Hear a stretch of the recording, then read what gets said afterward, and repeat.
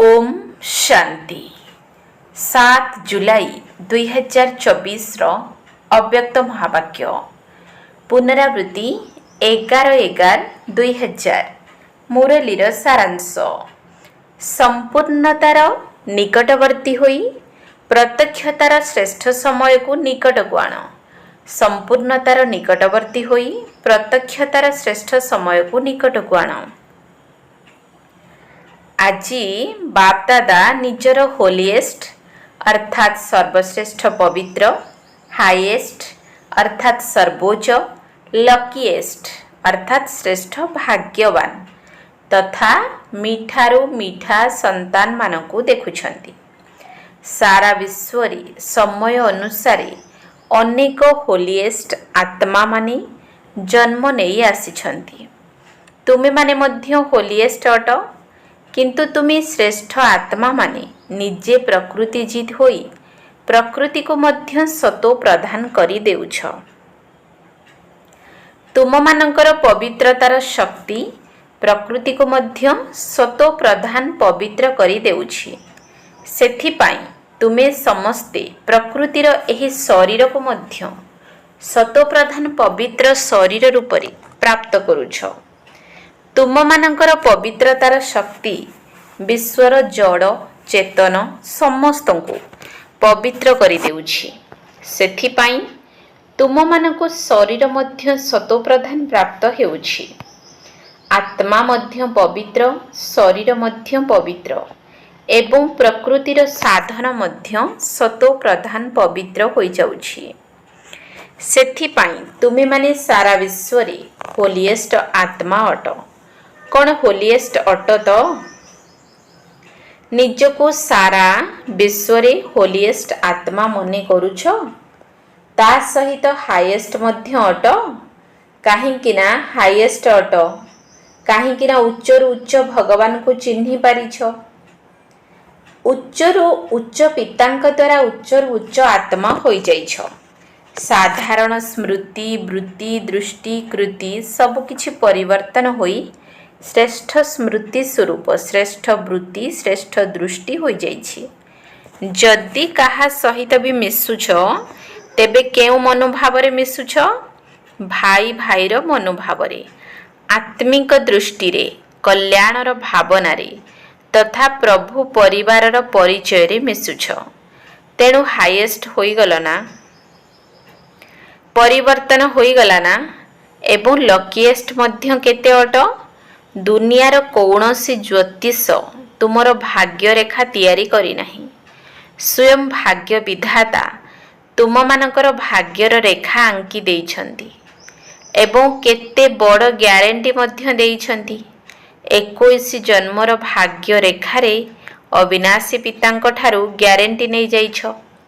गोटिए जन्म नुहे 21 जन्म पर्यंत केबे भी दुख अशांतिर अनुभूति हेब नाही। सदा सुखी होई रहिबो। जीवन रे तीनोटी कथा समस्तंकु दरकार थाए। ताहा हेला हेल्थ अर्थात स्वास्थ्य, वेल्थ अर्थात संपत्ति एवं हैप्पीनेस अर्थात सुख। एही तीनोटी जाक कथा तुम मानकु बाबांक द्वारा पैतृक संपत्ति रूपरे प्राप्त होई जाइछि एवं 21 जन्म पाई ग्यारंटी मध्य मिली जाइछि ना।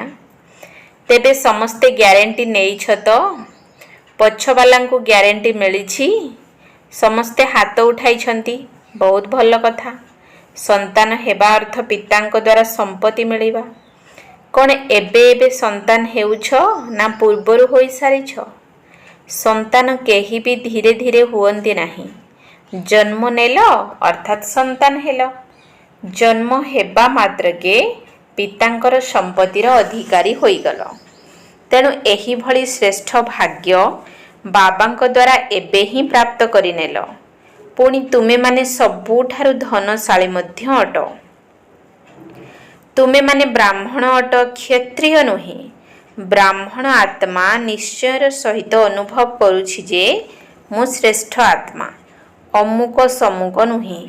मु आत्मा रिचेस्ट इन दी वर्ल्ड अर्थात विश्वर सर्वोच्च धनशाली अटे।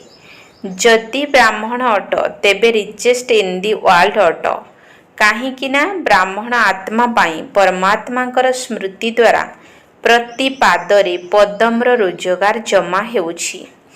तेबे सारा दिन भितरे तुमे माने केते कदम उठाउथिबो चिंता कर। जदि प्रति पादरे पदम्र आय हुए तेबे सारा दिन भितरे केते पदम जमा होइगला। बाबांको द्वारा तुमे माने एही भली आत्मा होई जाइछ। मु ब्राह्मण आत्मा कौन अटे एही कथा मने रहिबा ही भाग्य अटे। तेबे आज बाप दादा समस्तंकर मस्तकरे भाग्यर चमकुथिबा तारकाकु देखुछंती। तुमे माने मध्य निजर भाग्यर तारकाकु चमकुथिबार देखुछ तो। तेबे बाप दादा पिला मानकु देखि खुशी हेउछंती। पिला माने बाप दादा को देखि खुशी हेउछंती। किए अधिक खुशी हेउछि बाबा ना पिला माने? किए अधिक खुशी हेउछि? पिला माने। कोन बाबा खुशी हेउ नाहंती? बाबा मध्य पिला मानकु देखि खुशी हेउछंती एवं पिला माने मध्य बाबा को देखि खुशी हेउछंती। उभय खुशी हेउछंती। काहेकि ना पिला माने जानिछंती जे एही प्रभु मिलन एही परमात्मा स्नेह परमात्मा संपत्ति परमात्मा प्राप्ति केवल एबे ही प्राप्त हेउछि।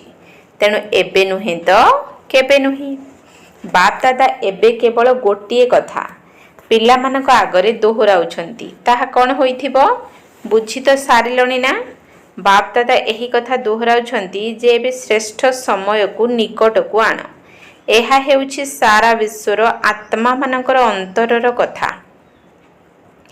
किंतु एहा को आनिबा वाला किए? तुमे माने अटना आउ केही अछंती? एही भली सुखदायी श्रेष्ठ समय को निकट को आनिबा वाला तुमे माने अट तो। जदि अट तेबे हाथ उठाओ। अच्छा पुणी आउ गोटिए कथा मध्य अछि ताहा मध्य बुझी सारिलणी सेथिपाई तो हसुछ ना। अच्छा तार तारीखटी कौन? तारीख तो निर्धार्य कर ना। जेपरी एबे तारीख निर्धार्य करिल जे गोटिए पाली विदेशी मानकर रहिबो तेबे एहार तारीख मध्य निर्धार्य करि देइछ। तेणु हे समय को निकट को आनिबा वाला आत्मा माने कुह एहार तारीखटी केते ताहा दृष्टि को आसुछि। प्रथमे तुम मानकर दृष्टि को आसु तापरे जाई विश्व को आसीबो। बाप दादा जेतेबेले अमृत बेलारे सारा विश्वरे चक्र लगाउछंती सेतेबेले आत्मा मानकु देखि देखि तांको कथा सुनी सुनी दया लागुछि। मौजरे मध्य अछंती ता सहित बहुत चिंतारे मध्य अछंती। तेणु बाप दादा पचारुछंती जे हे दातांकर संतान मास्टर दाता माने निजर मास्टर दाता पणियार पाठ को तीव्र गति रे विश्व सम्मुखरे केबे आउ प्रत्यक्ष करिबो ना। एबे परदा पछपटे प्रस्तुत हेउछ कौन प्रस्तुति रे लागी रहिछ कि? हे विश्व परिवर्तनर निमित्त आत्मा माने एबे विश्वर आत्मा मानक उपरे दया कर। हेबा तो सुनिश्चित अटे एहा मध्य निर्धार्य अटे एवं ताहा मध्य तुमे निमित्त होइथिबा आत्मा मानक द्वारा ही हेबो। तेबे आउ डेरी काहेकि हेउछि?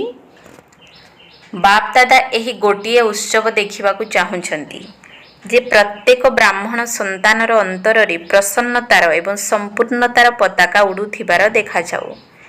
जेतेबेले प्रत्येक ब्राह्मण आत्मा भितरे संपूर्णतार पताका उड़िबो सेतेबेले ही सारा विश्वरे बाबांकर प्रत्यक्षतार पताका उड़िबो।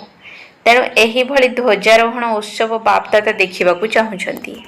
जेपरि शिवरात्रि दिन शिव अवतरणर पताका उड़ाउछ सेही भली एबे शिवशक्ति पांडव मानकर अवतरणर स्लोगान चारियाडे सुनिबाकू मिलू। तुमे माने गोटिए गीत बजाउछ ना शिव शक्तियां आ गई। एबे सारा विश्व एही गीत को गाउ जे शिवंक सहित शक्ति माने एवं पांडव माने मध्य प्रत्यक्ष होई जाइछंती। परदा भितरे आउ केते दिन रहिबो? कोन परदा भितरे रहिबाकू भल लागुछि? अल्प अल्प भल लागुछि कि? जदि भल लागु नाही तेबे एही परदा को हटाइबा वाला किए? कोन बाबा हटाइबे कि? किए हटाइबो?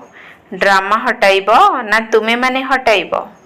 जदि तुम मानकु ही हटाइबाकु हेबो तेबे डेरी काहींकी करूछ। तेबे कौन एही कथा बुझीजिबा जे परदा भितरे रहिबाकु भल लागुछि। बास बाप दादांकर एबे केवल एही गोटिए श्रेष्ठ आशा जे समस्ते ही गीत गांतु जे बाह आसीगले आसीगले आसीगले कौन होई परिबो। देख सबु दादी माने कहउछंती होई परिबो पुणी हेउनाही काहींकी कारण कौन। जदि समस्ते सम्मति जनाउछंती तेबे न हेबार कारण कौन। समस्ते संपन्न होई नाहंती काहींकी होई नाहंती। एहार तारीख सुनाओ ना। तारीख तो आपण ही सुनाइबे। बाप दादांकर महामंत्र मने अछि तो। बाप दादा कौन कहउछंती केबे नुहे एबे। दादी जी कहउछंती बाबा फाइनल डेट आपण ही सुनांतु। अच्छा बाप दादा जो तारीख सुनाइबे सेथिरे तुमे माने निजको परिवर्तन करी देखाइब तो।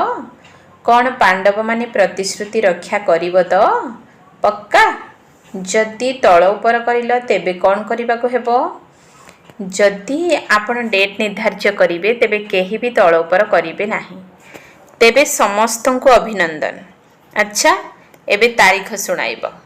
देख बाप दादा पुणी भी दयालु अटंती तेणु बाप दादा तारीख शुणाउछंती ध्यान देई शुण। बाप दादा सबु पिलांक प्रति एही श्रेष्ठ भावना रखुछंती बा आशा रखुछंती जे अति कम रे 6 मास भितरे। तेबे 6 मास केबे पूरण हेबो मे मासरे। मे मासरे मे समाप्त हेबा दरकार। बाप दादा पुणी भी मार्जिन देउछंती जे अति कम रे एही 6 मास भितरे बाप दादा जेउ कथा पूर्वरु मध्य सुनाई सारिछंती एवं पूर्व सीजन रे मध्य सही पाठ बा काम देइथिले जे निजको जीवन मुक्त स्थितिर अनुभव कर। सत्ययुगी सृष्टिर जीवन मुक्ति नुही संगम युगर जीवन मुक्त स्टेज। कौनसी भी विघ्न बा परिस्थिति बा साधन बा मु एवं मोर पणिया देह अभिमान युक्त एवं देह अभिमान युक्त मोर सेवा एही सबु कथार प्रभावरु मुक्त रहिबाकु हेबो। एभली कहिब नाही जे मु तो मुक्त रहिबाकु चाहूथिली किंतु एही भली विघ्न आसी गला ना। एही कथाटा बहुत बड़ होई गला ना। छोट छोट कथा को तो चलाई नेउछि किंतु एहा तो बहुत बड़ कथा हेला। बहुत बड़ परीक्षा थिला, बहुत बड़ विघ्न थिला, बहुत बड़ परिस्थिति बा समस्या थिला। तेबे केते भी बड़रू बड़ परिस्थिति बा विघ्न बा साधन गुड़िकर आकर्षण सामना करू बा सामना करिबो मध्य। एकथा पूर्वरु ही कही देउछु किंतु अति कम रे 6 मास भितरे 75% मुक्त होई परिबो। बाप दादा 100% कहू नाहंती 75% कहउछंती। जदि 3 भाग पर्यंत आसीबो तेबे जाई तो संपूर्णता पर्यंत पहुंची पारिबो ना। तेबे पूरा 6 मास रे 1 मास नुही 6 मास दिया जाउछि। वर्षर अधा दिया जाउछि। तेबे कौन एही तारीख को बा समय को निर्धार्य करि परिबो। देख दादी माने कहउछंती एहा को निर्धार्य कर। दादी मानकर हुकुम तो मानिबाकू पड़िबो ना। फलाफल को देखि बाप दादा तो आपे आपे आकर्षित होई आसीबे। कहिबार मध्य आवश्यकता पड़िबो नाही। तेबे 6 मास एवं 75% 100 कहू नाहंती। ता पाई पुणी आगको समय दिया जिवो। तेबे एथिरे समस्ते एभर रेडी अर्थात सदा प्रस्तुत अछ तो। एभर रेडी मध्य नुही 6 मास रे रेडी हुओ। कौन पसंद हेउछि ना साहस टिके कमी जाउछि किए जाने कौन हेबो। बाघ मध्य आसीबो, बिलेई मध्य आसीबो, सबु आसीबे। विघ्न मध्य आसीबो, परिस्थिति गुड़िक मध्य आसीबो, साधन गुड़िक मध्य बहुत बढ़ी जिवो किंतु तुमे साधनर प्रभावरु मुक्त रहिबो। जदि पसंद लागुछि तेबे हाथ उठाओ। टीवी रो कैमेरा को बुलाओ। भल भाबरे हाथ उठाइबार फोटो उठाओ। केही हाथ तळकु कर नाही। बहुत भल दृश्य देखा जाउछि। अच्छा आगुआ अभिनंदन। पुणी एमिति कहिब नाही जे आमकु तो बहुत मरिबाकू पड़िबो। तेबे मर बा जियो किंतु हेबाकू ही पड़िबो। एही मरिबा मिठा मरिबा अटे। एथिरे दुख न थाए। ଏହି ମରିବା ତ ଅନେକଙ୍କର କଲ୍ୟାଣ ପାଇଁ ମରିବା, ସେଥିପାଇଁ ଏହି ମରିବାରେ ମଜା ଅଛି। ଦୁଃଖ ନାହିଁ ବରଂ ସୁଖ ଅଛି। ତେଣୁ କୌଣସି ବାହାନା କରିବ ନାହିଁ ଯେ ଏମିତି ହୋଇଗଲା ନା ସେଥିପାଇଁ ସେମିତି ହେଲା। ଏଥିରେ ବାହାନାବାଜି ଚଳିବ ନାହିଁ। କ'ଣ ବାହାନାବାଜି କରିବ କି? ନାହିଁ ନା। ଉଡ଼ିବା କଳାର କଳାବାଜି କର, ଅନ୍ୟ କୌଣସି ବାଜି ନୁହେଁ। ଖସିବା କଳାର ବାଜି, ବାହାନା ବାଜି, ଦୁର୍ବଳତା ଦେଖାଇବାର ବାଜି, ଏହିସବୁ ବାଜିକୁ ସମାପ୍ତ କର। କେବଳ ଉଡ଼ିବାର କଳାର କଳା ବାଜି କର। ଠିକ୍ ଅଛି ନା? ସମସ୍ତଙ୍କର ଚେହେରା ତ ପ୍ରଫୁଲ୍ଲିତ ହୋଇଗଲାଣି। 6 ମାସ ପରେ ଯେତେବେଳେ ମିଶିବା ପାଇଁ ସବୁ ଆସିବ, ସେତେବେଳେ ଚେହେରା କିପରି ଥିବ ତାହା ମଧ୍ୟ ଫଟୋ ଉଠା ହେବ। ଡବଲ ଫରେନର୍ସ ମାନେ ଆସିଛନ୍ତି ନା, ତେଣୁ ଡବଲ ପ୍ରତିଜ୍ଞା କରିବାର ଦିନ ଆସିଯାଇଛି। ଅନ୍ୟ କାହାକୁ ଦେଖିବାର ନାହିଁ। ସି ଫାଦର, ସି ବ୍ରହ୍ମା ମଦର। ଅନ୍ୟ କେହି କରୁ କି ନ କରୁ, କରିବେ ତ ସମସ୍ତେ, ପୁଣି ବି ସେମାନଙ୍କ ପ୍ରତି ମଧ୍ୟ ଦୟା ଭାବ ରଖିବ। ଦୁର୍ବଳ ଆତ୍ମାକୁ ଶୁଭ ଭାବନାର ବଳ ଦେବ, ତାର ଦୁର୍ବଳତା ଗୁଡ଼ିକୁ ଦେଖିବ ନାହିଁ। ଏହିଭଳି ଆତ୍ମାମାନଙ୍କୁ ନିଜର ସାହସର ହାତ ଦ୍ୱାରା ଉଚ୍ଚକୁ ଉଠାଇବାକୁ ହେବ। ସାହସର ହାତ ସର୍ବଦା ନିଜ ପ୍ରତି ଏବଂ ସମସ୍ତଙ୍କ ପ୍ରତି ବଢ଼ାଇ ଚାଲିଥିବ। କାରଣ ସାହସର ହାତ ବହୁତ ଶକ୍ତିଶାଳୀ ଅଟେ ଏବଂ ବାପ ଦାଦାଙ୍କର ବରଦାନ ହେଲା ସାହସର ଗୋଟିଏ ପାଦ ପିଲାମାନଙ୍କର ଏବଂ 1000 ସହଯୋଗର ପାଦ ବାବାଙ୍କର। ତେବେ ନିଃସ୍ୱାର୍ଥ ପୁରୁଷାର୍ଥରେ ପ୍ରଥମେ ମୁଁ, ସ୍ୱାର୍ଥବାଲା ପୁରୁଷାର୍ଥ ନୁହେଁ, ନିଃସ୍ୱାର୍ଥ ପୁରୁଷାର୍ଥରେ ପ୍ରଥମେ ଯିଏ କରିବ ସେ ବ୍ରହ୍ମା ବାବାଙ୍କ ସମାନ ହେବ। ତେବେ ବ୍ରହ୍ମା ବାବାଙ୍କ ସହିତ ତ ସ୍ନେହ ଅଛି ନା, ସେଥିପାଇଁ ତ ବ୍ରହ୍ମା କୁମାର ବା ବ୍ରହ୍ମା କୁମାରୀ ବୋଲାଉଛ ନା। ଯେବେକି ତୁମେମାନେ ଚ୍ୟାଲେଞ୍ଜ କରୁଛ ଯେ ଗୋଟିଏ ସେକେଣ୍ଡରେ ଜୀବନ ମୁକ୍ତିର ସମ୍ପତ୍ତି ନେଇଯାଅ, ତେଣୁ ଏବେ ଗୋଟିଏ ସେକେଣ୍ଡରେ ନିଜକୁ ମୁକ୍ତ କରିବା ଉପରେ ଧ୍ୟାନ ଦିଅ। ସମୟକୁ ସମୀପକୁ ଆଣ, ଅର୍ଥାତ୍ ନିକଟକୁ ଆଣ। ତୁମମାନଙ୍କର ସମ୍ପୂର୍ଣ୍ଣତାର ସମୀପତା ଶ୍ରେଷ୍ଠ ସମୟକୁ ସମୀପକୁ ଆଣିବ, ଅର୍ଥାତ୍ ପାଖେଇ ଆଣିବ। ତୁମେମାନେ ମାଲିକ ଅଟ ନା, ରାଜା ଅଟ ନା, ସ୍ୱରାଜ୍ୟ ଅଧିକାରୀ ଅଟ ନା? ତେବେ ଆଦେଶ ଦିଅ। ରାଜା ତ ଆଦେଶ ଦେଇଥାଏ ନା, ଏହା କର ନାହିଁ, ଏହା କର, ବାସ୍ କେବଳ ଅର୍ଡ଼ର କର।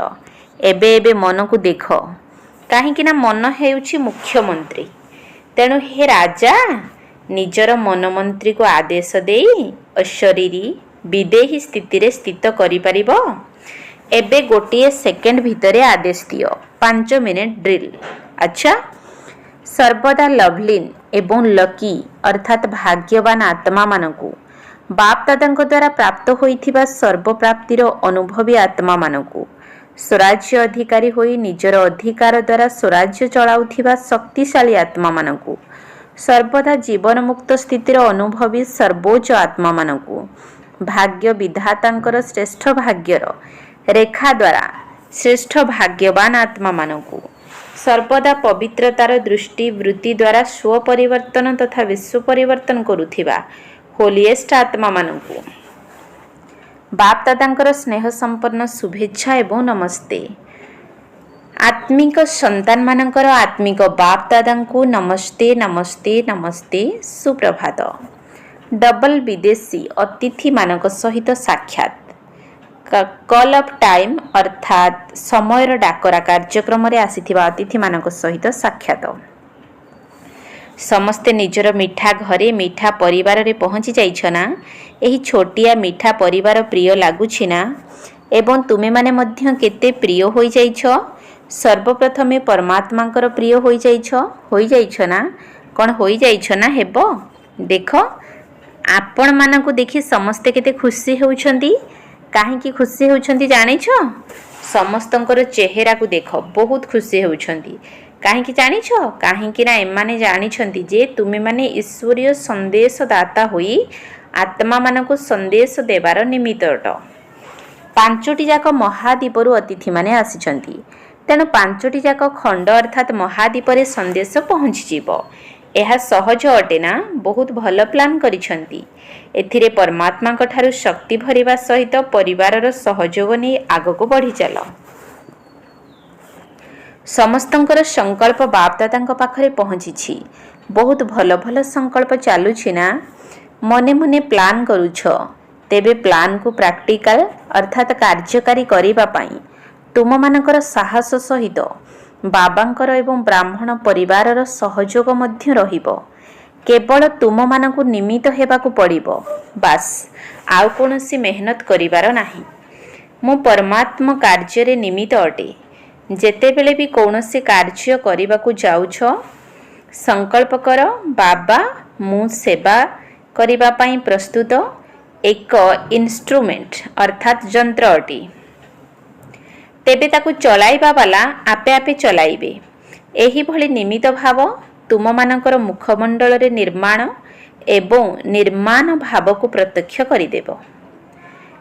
ନିର୍ଦ୍ଦେଶକର୍ତ୍ତା ବାବା ନିମିତ୍ତ କରି କାର୍ଯ୍ୟ କରାଇ ନେବେ। ତୁମେ କେବଳ ମାଇକ୍ ହୁଅ। ମାଇଟ୍ ଅର୍ଥାତ୍ ଶକ୍ତି ବାବା ଦେବେ।